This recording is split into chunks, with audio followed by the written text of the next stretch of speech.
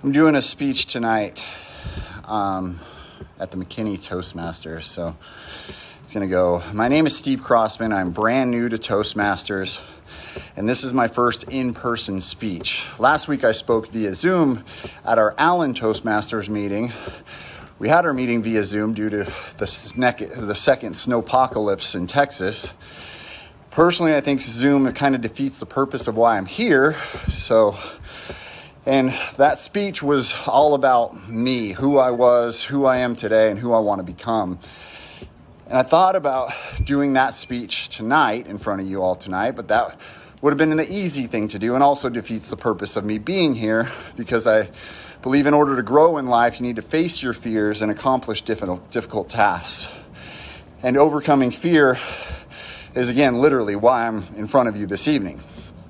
The speech I have quickly prepared is on a similar topic. The word of the day when I did my life story speech was congruent. I incorporated this word into the speech with the phrase conscience congruency and living a life that is congruent with your conscience. This got my wheels spinning, and I wanted to elaborate on this more. Congruent means in agreement or in harmony. And to me, living in harmony with your conscience is conscience congruency. And it basically means if you tell yourself you're going to do something, effing do it. Or your subconscious mind will eat away at you. And you don't even realize it's happening because it's happening subconsciously.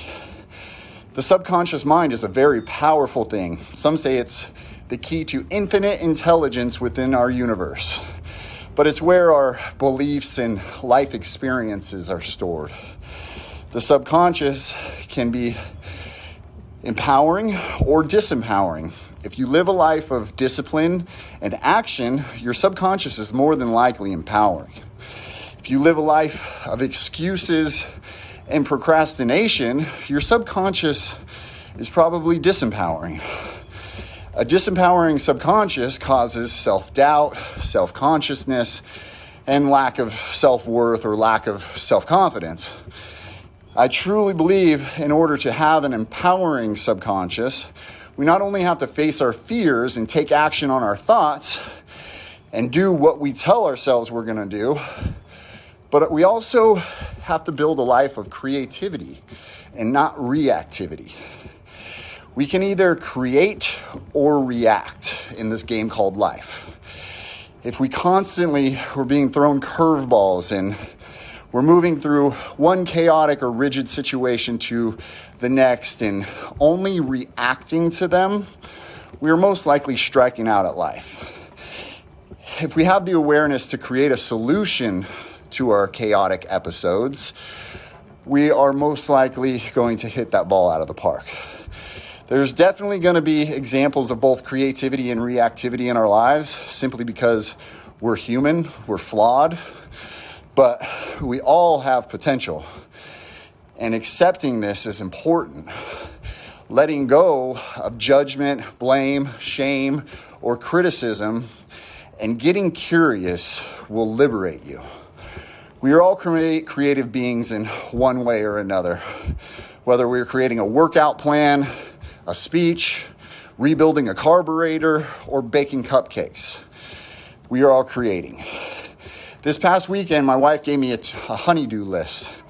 I used to always cringe when she gave me the things to do around the house. Now, I happily do it, knowing that when I'm finished, I'll have a sense of accomplishment for creating that newly painted wall, or that dimming light in our daughter's playroom, or the clean cars that create a clean driving experience. The most significant figure that I could find to confirm what I'm trying to elaborate here is a man named Bob Anderson. He's the founder and chairman of the Leadership Circle and co-founder and chairman of the Full Circle Group. He has done extensive research on leadership effectiveness and the movement from reactive leadership to creative leadership. He breaks it down by explaining the tension between living with purpose or for safety, which is love and fear. Creativity comes from love, and reactivity comes from fear. Reactive behavior gets in the way of development, scaling, and growth. Creativity promotes these empowering traits. The last part is something that I'm constantly working on, and I find it to be true, and it coincides with what I'm saying. I think it was originally transcribed by the Chinese philosopher Lao Tzu, and it goes something like this. Depression is typically caused from living in the past and thinking or saying, I wish I would have, I could have, I should have. Anxiety is caused by living in the future and stressing out about or fearing things like the economy or war, things that are outside of our control. Today is the present, and it's a gift. That's why it's called the present. So create that plan of action today, not tomorrow, and empower your subconscious mind. Thank you for allowing me to speak in front of you this evening. I appreciate it.